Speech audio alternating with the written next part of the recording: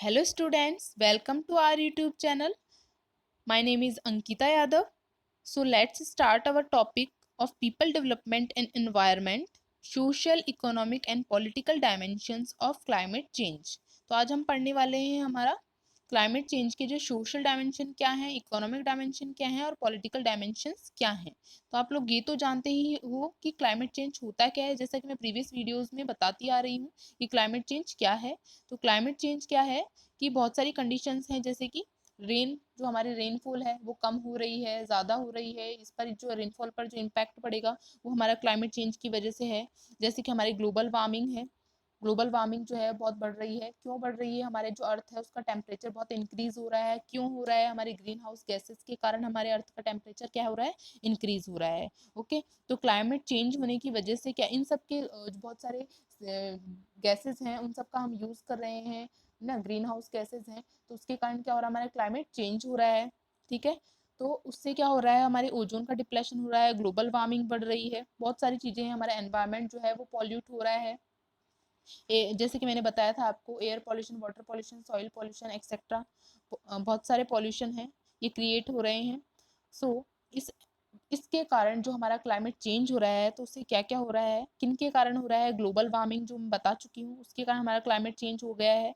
Rising sea levels, जो हमारे सी का जो लेवल है, समुद्र का जो स्तर है वो बहुत बढ़ रहा है, और उसका बढ़ने से क्या हो रहा है? समुद्र का स्तर बढ़ना क्या हो रहा है? ये भी एक इम्पॉर्टेंट डायमेंशन है। हमारा जो सी लेवल है वो राइज कर रहा है, तो उससे क्या होगा? अगर ये बहुत ज़्यादा राइज कर जाएगा तो इससे क्या होगा कि हमारे जो ग्लेशियर्स हैं वो मेल्ट हो रहे हैं, उससे क्लाइमेट चेंज हो रहा है, उससे बहुत ज़्यादा इम्पैक्ट पड़ेगा हमारे एनवायरनमेंट पर। उससे हमारी जो लैंड है वो डिग्रेड होगी, या हमारी लैंड पानी में चली जाएगी। ओके, फ्लड जैसी सिचुएशन भी क्रिएट हो सकती है, सॉइल जो है उसका डिग्रेडेशन होगा, एक्सेट्रा। ओके, नेक्स्ट है हमारा शिंकिंग माउंटेन ग्लेशियर्स, जो मैं बता चुकी हूँ आपको। ice melting at a faster rate than usual in Greenland, Antarctica and the Arctic. Next है changes in flower and plant blooming times. Flower जो है वो किस टाइम खिलते हैं, हमारा पूरा क्लाइमेट ही चेंज हो जाएगा, तो हमारा जो समर है, विंटर है, ये सभी भी एक तरीके से इन पर भी इफेक्ट पड़ेगा और ये भी चेंज हो जाएंगे। नेक्स्ट है हमारा, आप लोगों को समझ में आ गया होगा कि social, economic and political dimensions क्या हैं क्लाइमेट चेंज के, कि ये जो ग्लोबल वार्मिंग है ये सभी जो है क्रिएट होंगी। सोशल का मतलब मैं आपको बता दूं सामाजिक, इकोनॉमिक का मतलब यहाँ पे है अर्थव्यवस्था से, एंड पॉलिटिकल मतलब राजनीतिक, आप लोग जानते हो। तो इसका क्या इफेक्ट पड़ेगा इस पर, कि जैसे हमारा क्लाइमेट चेंज होगा तो उससे क्या होगा कि हमारी जो इकोनॉमिक कंडीशन है उस पर भी इम्पैक्ट पड़ेगा। क्लाइमेट चेंज होने की वजह से सॉइल पर इम्पैक्ट पड़ेगा। ओके, जैसे कि हमारी पॉपुलेशन ग्रोथ जो है बहुत ज़्यादा हो रही है, उससे क्या होगा? जो हमारी डिमांड होगी फूड की वो ज़्यादा हो जाएगी। तो उस ज़्यादा डिमांड के बहुत ज़्यादा होने से क्या होगा? और सप्लाई कम होगी क्योंकि सॉइल पर भी इफेक्ट पड़ रहा है, तो उससे क्या होगा? हमारी इकोनॉमिक कंडीशन भी थोड़ी अफेक्ट होगी। और उसके बाद में हमारी जो सोशल कंडीशन है उस पर भी इम्पैक्ट पड़ेगा, कि हमारा जो लिविंग ऑफ स्टैंडर्ड है वो बहुत ज़्यादा कम हो जाएगा, या उस पर उसको अफेक्ट करेंगी। पॉलिटिकल डायमेंशंस देखें तो इसके लिए बहुत ज़्यादा पॉलिसीज क्रिएट करनी होंगी, प्रोटोकॉल्स बनाने होंगे। हमारा क्लाइमेट चेंज हो रहा है, बहुत ज़्यादा नेशनल एक्शन प्लान्स लाने होंगे, वो भी लाए भी गए हैं, जो हम हमारे नेक्स्ट चैप्टर्स में हम पढ़ेंगे इसे ब्रीफली। सो अब हम स्टार्ट करें हमारा नेक्स्ट टॉपिक, वो है वेस्ट मैनेजमेंट। वेस्ट मैनेजमेंट क्या होता है? ओके, तो वेस्ट मैनेजमेंट को समझने से पहले हमें समझना होगा वेस्ट का मीनिंग, कि वेस्ट क्या है। तो वेस्ट किसे हम कहते हैं? अनवांटेड एंड अनयूजेबल जो मटेरियल्स होते हैं उसे हम क्या कहते हैं? वेस्ट कहते हैं। वो हमारे लिए क्या है? वेस्ट है। ओके, जैसे हम किसी भी मटेरियल है उसको यूज करके, जैसे प्लास्टिक्स हो गए, ये सब है, इन्हें यूज करके एक बार फेंक देते हैं, तो वो क्या हो गया? एक तरीके से वेस्ट है वो। एक बार हमने उनका प्राइमरी यूज किया, उसके बाद में वो किसी काम के नहीं रहते हैं, वर्थलेस हो जाते हैं, तो उस वेस्ट का हमें क्या करना होगा? मैनेजमेंट करना चाहिए। तो वेस्ट मैनेजमेंट क्या होता है ये हम पढ़ते हैं। वेस्ट मैनेजमेंट को हम इस तरीके से बता सकते हैं सिंपल टर्म्स में, कि ये प्रोसेस है वेस्ट को मैनेजमेंट करने की, process is called waste management. तो वेस्ट मैनेजमेंट दो तरीके से किया जा सकता है, एक तो यूजिबल वेस्ट का मैनेजमेंट करना, और एक होता है अनयूजिबल वेस्ट का मैनेजमेंट करना। तो यूजेबल वेस्ट का मतलब क्या हो गया? ऐसा वेस्ट जिसे हम यूज में ला सकते हैं। कैसे यूज में ला सकते हैं? इसके तीन तरीके होते हैं, तीन इंटीग्रेटेड तरीके हैं वेस्ट मैनेजमेंट के, यूजेबल वेस्ट के मैनेजमेंट के। ये आपको याद रखने हैं कि ये तीन हैं। कौन कौन से हैं? फर्स्ट है reduce, second is reused and third is recycled. ये तीन हमारे तरीके हैं। तो रिड्यूस्ड का मतलब ये है कि हमारा जो वेस्ट है हम उसको कम कर दे किसी भी तरीके से। अगर हम वेस्ट को कम कर देंगे तो उसका मैनेजमेंट करने की कोई ज़रूरत नीड नहीं होगी, क्योंकि रिड्यूस का मतलब जैसे कि हम शॉपिंग के लिए जाते हैं तो बहुत सारे शॉपिंग बैग्स होते हैं, प्लास्टिक के जो बैग्स हैं, कैरी बैग्स हैं, उनको हम ना लें, उन्हें हम कम कर दें। ओके, तो इससे क्या होगा, हमारा जो वेस्ट है वो रिड्यूस हो जाएगा। सेकेंड है रीयूज्ड, कि हम हमारा जो भी वेस्टेज है हम उसको रीयूज कर पाएँ, उसको वापस से यूज कर ले, यूटिलाइज हो जाएगा उसका। सेकंड हमारा रिसाइकल्ड। तो रिसाइकल का मतलब ये है कि जो भी वेस्टेज होता है उसको रिसाइकल करके, एक ये जो प्रोसेस है रिसाइकल, उससे क्या होता है किसी भी वेस्ट को कन्वर्ट कर दिया जाता है यूजेबल थिंक के अंदर, तो उसे हम क्या बोलते हैं, रिसाइकल प्रोसेस। तो ये तीन तरीके हैं हमारे। सेकंड होता है हमारा अनयूजेबल वेस्ट। तो अनयूजेबल वेस्ट क्या होता है, इसका कोई भी यूज नहीं है, बिल्कुल भी यूज नहीं कर सकते। तो ऐसे वेस्ट को क्या किया जाता है, डिस्पोज्ड किया जाता है। डिस्पोज्ड का मतलब उसको पूरी तरीके से नष्ट करना, उसे हम क्या कहते हैं, डिस्पोज्ड। तो वेस्ट को क्या कर दिया जाता है, नष्ट कर दिया जाता है। और नष्ट भी इस तरीके से करना है, बहुत सेफली तरीके से, कि हमारे एनवायरनमेंट पर लिमिटेड या बिल्कुल भी इफेक्ट ना पड़े हमारे एनवायरनमेंट पर, इसका गलत इफेक्ट नहीं पड़ना चाहिए। तो इसे हम क्या कहते हैं, वेस्ट मैनेजमेंट करना। तो वेस्ट का जो मैनेजमेंट करना है बहुत ज़रूरी है हमारे एनवायरनमेंट के लिए, नहीं तो ये वेस्ट क्या करेंगे, हमारे एनवायरनमेंट को बहुत हार्म पहुंचा सकते हैं। ओके, तो वेस्ट मैनेजमेंट किसे कहते हैं आप लोगों को समझ में आ गया होगा। तो वेस्ट अब किस तरीके का होता है ये भी आपको पता होना चाहिए। तो वेस्ट, एक वेस्ट होता है सॉलिड वेस्ट, एक होता है लिक्विड वेस्ट। ये दो टाइप के जो वेस्ट है मेन मेन हम पढ़ते हैं। First of all solid waste. Solid waste किसे कहते हैं, सॉलिड वेस्ट वो अनवांटेड और यूजलेस सॉलिड मटेरियल्स होते हैं जो कि ह्यूमन एक्टिविटीज के थ्रू जनरेट होते हैं। ह्यूमन एक्टिविटीज जैसे कि रेजिडेंशियल हो गया, इंडस्ट्रियल हो गया, कमर्शियल एरियाज में, इन एरियाज के अंदर ह्यूमन जो एक्टिविटी करता है उनसे जो वेस्ट जनरेट होते हैं उन्हें हम क्या कहते हैं, सॉलिड वेस्ट कहते हैं। जैसे कि सॉलिड वेस्ट में बहुत सारे टाइप्स आ गए, जैसे कि हमारा जो गार्बेज है, घर से निकलने वाला फूड है, प्लास्टिक्स हैं, है ना, पॉलीथीन्स हो गई, ये सब जो है बहुत ज़्यादा चीज़ें हैं, बहुत सारी चीज़ें हैं जो हम यूज़ करते हैं हमारे लाइफ के अंदर, वो सब क्या है, ज़्यादातर सॉलिड वेस्ट होता है। ओके, तो टाइप्स हम पढ़ते हैं सॉलिड वेस्ट के। फर्स्ट है हमारा municipal solid waste. Okay, municipal solid waste में वही घर से निकलने वाला गार्बेज, फूड एक्सेट्रा, प्लास्टिक्स वगैरह, ये सब म्यूनिसिपल सॉलिड वेस्ट में आ जाएंगे। सेकंड हमारा हजार्ड्स वेस्ट। हजार्ड्स वेस्ट में क्या आएंगे, ये वो वेस्ट होते हैं जो बहुत ज़्यादा खतरनाक है हमारे लिए, इनसे बहुत ज़्यादा डिजीज भी हो सकती हैं, जैसे कि न्यूक्लियर वेपन्स हो गए, न्यूक्लियर पावर प्लांट्स हो गए, इन सब से क्या है, बहुत ज़्यादा ये न्यूक्लियर पावर प्लांट्स जो है, वेपन्स जो है, इनका यूज़ करने के बाद में जो वेस्टेज होता है इनका, उससे बहुत ज़्यादा एनवायरनमेंट पर हार्म होता है, इफेक्ट करते हैं बहुत ज़्यादा एनवायरनमेंट को। तो ये है हमारा सॉलिड वेस्ट का।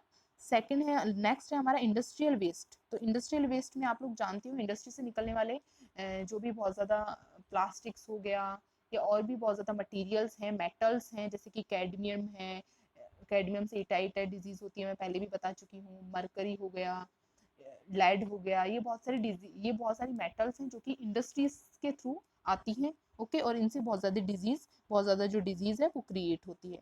जैसे माइनिंग कंपनीज हो गई, उनसे भी निकलता है लेड वगैरह, तो इनसे क्या होता है, बहुत ज़्यादा एनवायरनमेंट को हार्म होता है। नेक्स्ट है हमारा एग्रीकल्चर वेस्ट। तो एग्रीकल्चर वेस्ट आप जानते ही हो, एग्रीकल्चर पे बहुत सारे प्रोडक्ट जो है वो यूज़ किए जाते हैं, बहुत ज़्यादा फर्टिलाइजर्स इन सब का यूज़ किया जाता है, तो इनसे भी क्या होता है, एग्रीकल्चर वेस्ट है, तो ये भी एक तरीके का क्या होता है, सॉलिड वेस्ट होता है।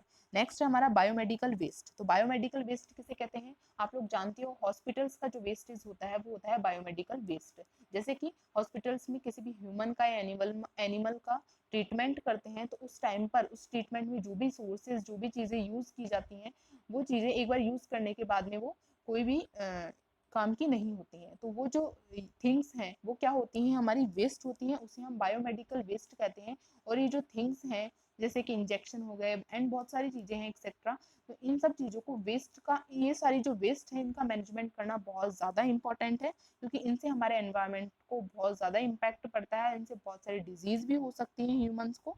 तो इनका वेस्ट, इस वेस्ट का मैनेजमेंट करना बहुत ज़रूरी है, और ये सॉलिड वेस्ट की कैटेगरी में आता है। तो आपको पता होना चाहिए कि सॉलिड वेस्ट कौन कौन से होते हैं। नेक्स्ट है हमारा measures of solid waste management. कि सॉलिड वेस्ट तो आपको पता चल गया कि क्या होता है, लेकिन सॉलिड वेस्ट का मैनेजमेंट किस तरीके से किया जाए, इसको किस तरीके से सॉलिड वेस्ट को डिस्पोज किया जाए, नष्ट किया जाए, ओके, या फिर रीयूज किया जाए, किसी भी तरीके से इसका मैनेजमेंट करना है हमें। तो इसके टाइप है हमारे ओपन बर्निंग। ओपन बर्निंग से भी हम सॉलिड वेस्ट का मैनेजमेंट कर सकते हैं। ओपन बर्निंग का मतलब आप इसके नाम से ही समझ रहे होंगे, चीजों को बर्न करके, वेस्ट को बर्न करना, जलाकर जो है इसका मैनेजमेंट किया जाता है, जलाकर इसको नष्ट करना, इसे हम कहते हैं ओपन बर्निंग। लेकिन ये एनवायरमेंट फ्रेंडली नहीं है। ये मेथड किया जाता है लेकिन एनवायरमेंट फ्रेंडली नहीं है, इससे एनवायरमेंट पर गलत इंपैक्ट पड़ता है, नेगेटिव इंपैक्ट पड़ता है। नेक्स्ट है हमारा dumping into the sea. Dumping into the sea का मतलब है कि सी के अंदर हम हमारा जो भी प्लास्टिक्स है, हमारा जो भी सॉलिड वेस्ट है, उसको सी के अंदर बहुत डीप वे में जाकर उसको डीपली उसको दबा दे, डंपिंग कर दे, तो उसे हम क्या बोलते हैं, डंपिंग इनटू द सी। लेकिन ये भी एनवायरमेंट फ्रेंडली नहीं है हमारा मेथड। नेक्स्ट है हमारा सैनिटरी लैंडफिल्स। सैनिटरी लैंडफिल जो है एक बेस्ट मेथड है, एग्जाम में बहुत बार इसके बारे में क्वेश्चन आ चुका है कि बेस्ट मेथड एक तरीके से हम माने तो सैनिटरी लैंडफिल जो है हमारा बेस्ट मेथड होता है। ओके, तो सैनिटरी लैंडफिल का मतलब क्या होता है ये मैं आपको बता देती हूँ कि जो हमारी लैंड है उसमें एक डीप होल या बहुत डीप होल करके, गड्ढा करके, उसके बहुत नीचे जो है उसके अंदर हमारा जो सॉलिड वेस्ट है उसको दबा देना, उसे हम क्या कहते हैं, सैनिटरी लैंडफिल कहते हैं। और ये हमारा थोड़ा बेस्ट मेथड है, एनवायरमेंट फ्रेंडली भी कह सकते हैं हम इसे। नेक्स्ट है हमारा इंसिनरेशन। तो इंसिनरेशन क्या होता है, इंसिनरेशन भी एक मेथड है हमारे वेस्ट को मैनेजमेंट करने का। तो इसके थ्रू क्या किया जाता है, ये इसके थ्रू हमारी जो केमिकल मटेरियल्स होते हैं उनको बर्न करने, केमिकल मटेरियल जो है, केमिकल मटेरियल का जो भी वेस्ट होता है उसका मैनेजमेंट सबसे ज्यादा इंसिनरेशन, जो है हमारा इंसिनरेशन टाइप है, मेजर है, इसके थ्रू सबसे ज्यादा किया जाता है हमारा मैनेजमेंट। ओके, तो इस प्रोसेस में ये किया जाता है कि कोई भी वेस्ट है उसको बर्न करके धुएं में कन्वर्ट कर दिया जाता है, तो ये किया जाता है इंसिनरेशन प्रोसेस में। नेक्स्ट है हमारा एनवायरमेंट फ्रेंडली, ये भी नहीं है क्योंकि इम्पैक्ट तो पड़ेगा, एयर पॉल्यूशन होगा। नेक्स्ट है हमारा कंपोस्टिंग। कंपोस्टिंग में क्या होता है कि इस प्रोसेस के अंदर हमारा जो भी वेस्ट होता है, जिस भी तरीके का वेस्ट है उसे क्या कहता है, कंपोस्ट किया जाता है, मतलब कि उसको फर्टिलाइजर्स में कन्वर्ट किया जाता है। जो हमारे उर्वरक होते हैं जो हम लैंड में, ये हमारे जो प्लांट्स हैं उनमें डालने के लिए यूज में लाते हैं, प्लांट्स के लिए बहुत यूजफुल होते हैं, गुड होते हैं, प्लांट के लिए बहुत ज्यादा अच्छे होते हैं, तो ये होता है हमारा कंपोस्टिंग। ओके, नेक्स्ट है हमारा प्लगिंग इन फील्ड। ये भी हमारा सॉलिड वेस्ट मैनेजमेंट जो है उसका मेजर है। नेक्स्ट हमारा फर्मेंटेशन एंड बायोलॉजिकल डाइजेशन। तो फर्मेंटेशन बायोलॉजिकल डाइजेशन का मतलब मैं आपको बता देती हूँ, जैसे कि आप लोग जानते हो अल्कोहल, तो अल्कोहल जो है वो किस तरीके से बनती है, तो वो बनती है फर्मेंटेशन की प्रोसेस के थ्रू बनती है अल्कोहल। तो ये इसकी प्रोसेस में ये होता है, जैसे कि बहुत सारे फ्रूट्स होते हैं, खराब फ्रूट्स जो होते हैं, खराब फ्रूट्स, ठीक है, ग्रेप्स वगैरह ये सब जो है, एप्पल, तो ये खराब जो फ्रूट्स हैं उनको कन्वर्ट करके जो हमारी क्या बनाई जाती है, अल्कोहल बनाई जाती है। और ये किस प्रोसेस, ये जो कन्वर्ट करने का जो प्रोसेस है इसे हम बोलते हैं फर्मेंटेशन। तो इसमें क्या किया गया, खराब फ्रूट्स थे यानी कि वेस्ट था वो, उसका यूज करके फर्मेंटेशन प्रोसेस के थ्रू क्या किया गया, इस वेस्ट का मैनेजमेंट किया गया है, अल्कोहल में कन्वर्ट किया गया। तो ये क्या है, हमारा फर्मेंटेशन का प्रोसेस है, मेजर्स है सॉलिड वेस्ट के। तो ये आपको ध्यान रखना है कि सैनिटरी, कई बार क्वेश्चंस में ये पूछ लिया गया है कि कौन सा इनमें से मेजर है सॉलिड वेस्ट मैनेजमेंट का। ओके, तो आप लोग को याद रखने हैं सारे जो हैं हमारे मेजर हैं सॉलिड वेस्ट मैनेजमेंट के, ध्यान रखने हैं आपको। और ये थोड़ा हमारा बेस्ट मेथड है। और आप लोग को इसमें ये भी ध्यान रखा है कौन सा एनवायरमेंट फ्रेंडली है और कौन सा नहीं है। जैसे ओपन बर्निंग हो गया तो एनवायरमेंट फ्रेंडली नहीं है, ये भी नहीं है एनवायरमेंट फ्रेंडली, ये कई तरीके से ठीक है। इंसिनरेशन भी नहीं है, कंपोस्टिंग भी ठीक है कि ये फर्टिलाइजर्स का यूज करके किया जाता है। ओके, तो ये कुछ कुछ मेथड्स हैं जो नहीं है, जैसे ओपन बर्निंग वाला बिल्कुल भी नहीं है, तो ये आपको ध्यान रखना है। नेक्स्ट है हमारा लिक्विड वेस्ट, कि लिक्विड वेस्ट किसे कहते हैं। जैसे सॉलिड वेस्ट है तो उसी तरीके से हमारा लिक्विड वेस्ट हो गया। तो सॉलिड टर्म तो आप जानते हो कि कौन सी सॉलिड वेस्ट होता है, लिक्विड वेस्ट मतलब कि इसमें क्या क्या आ जाएंगे, हमारे वेस्ट वाटर आ जाएगा, कुकिंग ऑयल हो गया, फैट्स हो गया, ग्रीस हो गई, ये सब हमारे किस में आएंगे, लिक्विड वेस्ट के अंदर आएंगे। ओके, तो इसको जो लिक्विड वेस्ट है ये बहुत ज़्यादा ज़रूरी है कि हमारा जो लिक्विड वेस्ट है उसको प्रॉपरली हम डिस्पोज करें। ओके, क्योंकि ये बहुत ज़्यादा हार्म पहुंचा सकता है वाटर के थ्रू। तो ये लिक्विड वेस्ट जो है उसका मैनेजमेंट कैसे किया जाए, इसके तीन टाइप हैं, थ्री टाइप्स हैं इसके वेस्ट मैनेजमेंट के, लिक्विड वेस्ट के मैनेजमेंट के। फर्स्ट है हमारा प्राइमरी, सेकंड है सेकेंडरी, एंड थर्ड है हमारा टर्शरी। तो आपको ये याद रखना है कि प्राइमरी ट्रीटमेंट को फिजिकल ट्रीटमेंट भी कहते हैं, और सेकेंडरी को बायोलॉजिकल ट्रीटमेंट भी कहते हैं, और टर्शरी को केमिकल ट्रीटमेंट भी कहते हैं। तो फर्स्ट जो है हमारा प्राइमरी ट्रीटमेंट, फिजिकल ट्रीटमेंट, तो इसमें किस तरीके से हमारा वेस्ट का मैनेजमेंट किया जाता है, तो इसके अंदर ये किया जाता है कि जैसे कि जो भी वाटर है हमारा उसमें बहुत सारा, बहुत जो कुछ भी उसमें प्लास्टिक्स वगैरह जो भी वाटर के अंदर पड़े हैं, प्लास्टिक्स, गार्बेज वगैरह जो भी है, तो उन सबको रिमूव करना वाटर के अंदर से, वो क्या कहलाता है, हमारा फिजिकल ट्रीटमेंट कहलाता है। सेकेंड है हमारा सेकेंडरी यानी कि बायोलॉजिकल ट्रीटमेंट। तो इसमें क्या किया जाता है, हमारा जो वाटर है उसको किस तरीके से सही किया जाएगा, इसमें वेस्टेज वाटर को बहुत ज़्यादा माइक्रो ऑर्गेनिज्म जो होते हैं उनका यूज़ करके उनके थ्रू क्या किया जाएगा, डिस्पोज किए जाएगा। हमारा जो भी इस वाटर के अंदर वेस्टेज है, वेस्ट है, उसको माइक्रो ऑर्गेनिज्म जो होते हैं उनके थ्रू इसको डिस्पोज किया जाएगा। इस तरीके से वेस्ट का मैनेजमेंट हो गया वेस्ट वाटर का यहाँ पर। थर्ड है टर्शरी केमिकल ट्रीटमेंट। तो इसमें वाटर में बहुत ज़्यादा केमिकल्स डाल के, केमिकल्स का यूज करके वाटर के अंदर जो वेस्टेज वाटर है उसको मैनेज किया जाएगा। ओके, तो ये आपको ध्यान रखना है कि कितने टाइप के होते हैं, प्राइमरी, सेकेंडरी एंड टर्शरी, और इन्हें क्या क्या बोलते हैं, इनके जो सेकेंड नेम है ये भी आपको ध्यान रखना है।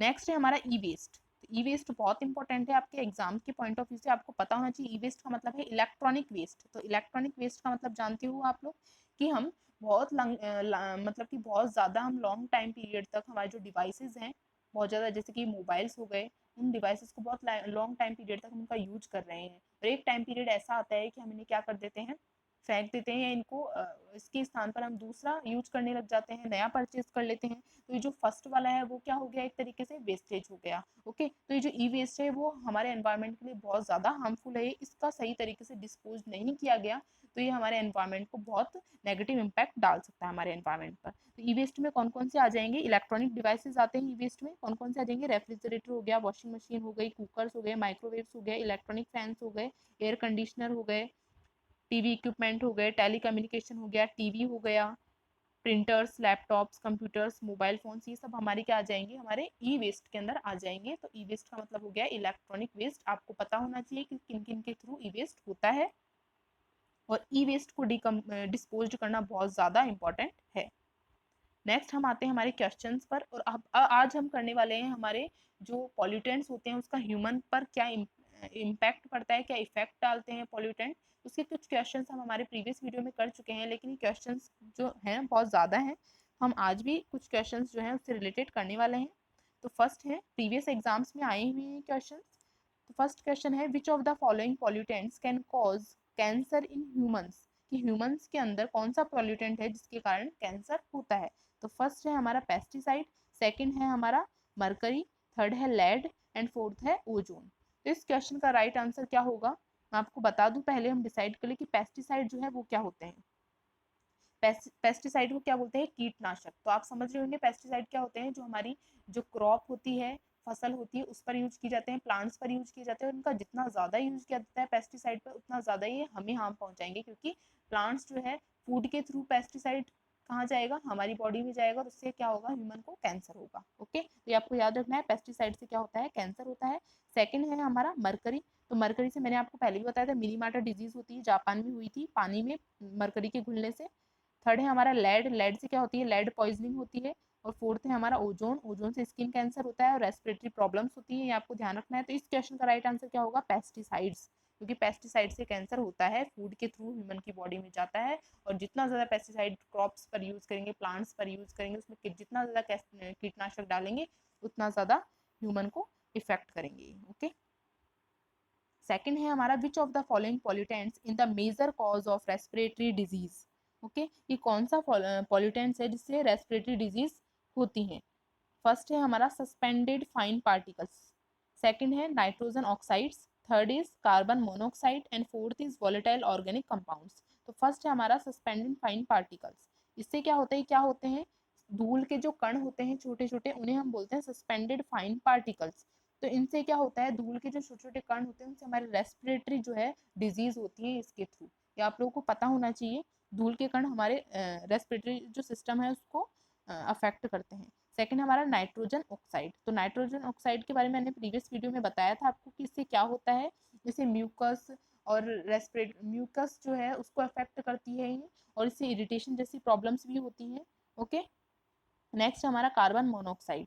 तो कार्बन मोनोऑक्साइड से क्या होता है, डेथ भी हो सकती है। कार्बन मोनोऑक्साइड से बहुत ज़्यादा खतरनाक जो है गैस है, तो इससे क्या हो सकता है, हमारा डेथ हो सकती है, और इससे बहुत ज़्यादा हेडक होता है, और हेडक जैसी प्रॉब्लम्स क्रिएट होती हैं इससे। फोर्थ है हमारा वॉलेटाइल ऑर्गेनिक कंपाउंड्स। तो इससे क्या होता है, अस्थमा जैसी डिजीज हो जाती हैं, कार्बन मोनोऑक्साइड से भी होती हैं और इससे भी होती हैं। ओके, तो इसका हमारा मोस्ट अप्रोप्रिएट जो आंसर होगा हमारा वो होगा हमारा suspended fine particles, option number 1, क्योंकि इससे क्या होती है, रेस्पिरेटरी डिजीज होती है। आपको ध्यान रखना है, एग्जाम में बहुत बार पूछा गया है ये क्वेश्चन। ओके, धूल के जो कण होते हैं उनसे होती है हमारे रेस्पिरेटरी डिजीज। नेक्स्ट क्वेश्चन है हमारा, why burning waste is not an acceptable practice of solid waste management, कि बर्निंग वेस्ट, वेस्ट को जला देना जो है वो एक्सेप्टेबल प्रैक्टिस नहीं है सॉलिड वेस्ट मैनेजमेंट की। सॉलिड वेस्ट मैनेजमेंट की अच्छा टाइप नहीं है वेस्ट मैनेजमेंट को करने का, बर्न करना वेस्ट को बर्न करना अच्छा टाइप नहीं है वेस्ट मैनेजमेंट का। तो क्यों नहीं है ये आपको बताना है इसमें। ऑप्शन नंबर ए है because it is very costly, second is because it requires modern technologies, third is because it causes several environmental issues, and D is because it requires lot of space। तो मैंने आपको ऊपर भी बताया है कि इससे क्या होता है, एनवायरमेंट फ्रेंडली नहीं है। ओके, तो इस क्वेश्चन का राइट आंसर हो जाएगा because it cause several environmental issues। Okay, next question है हमारा, land filling is an economic alternative for solid waste disposal and it can be implemented easily। इसका मतलब क्या है इस क्वेश्चन का, कि जो हमारा लैंड फिलिंग है, जो कि मैंने आपको बताया है कि बहुत अच्छा बेस्ट ऑप्शन है हमारे लिए, बेस्ट मेजर है उसका वेस्ट मैनेजमेंट करने का, सॉलिड वेस्ट के मैनेजमेंट का। तो ये बोल रहा है यहाँ पर क्वेश्चन कि इकोनॉमिक तरीके से भी बहुत अच्छा है लैंड फिलिंग करना, इम्प्लीमेंट करना अच्छा है या नहीं है। ओके, तो यहाँ ये बोल रहा है अच्छा है, तो ये बात ट्रू है या नहीं है, तो ये बात ट्रू है हमारी, क्योंकि लैंड फिलिंग जो है वो एक बहुत अच्छा मेथड है वेस्ट, सॉलिड वेस्ट को डिस्पोज करने का, और ये बहुत आसानी से इम्प्लीमेंट किया जा सकता है, बहुत ईजी है ये और मेथड्स में। तो ये जो कहा गया है स्टेटमेंट वो क्या है, बिल्कुल ट्रू है। ओके, तो आई होप आप लोगों को समझ में आया होगा मैंने जो आज आप लोगों को बताया है कि हमारे किस टाइप के सॉलिड वेस्ट होता है, उसका किस तरीके से मैनेजमेंट किया जा सकता है, सॉलिड वेस्ट कितने टाइप का होता है, उसके मेजर्स क्या हैं, लिक्विड वेस्ट क्या होता है उसके मेजर्स क्या हैं, ई वेस्ट किसे कहते हैं, etcetera. So thank you so much. Please अगर आप लोगों की कोई भी क्वेरी हो तो आप कमेंट बॉक्स में कमेंट कीजिए, and please like and subscribe our channel.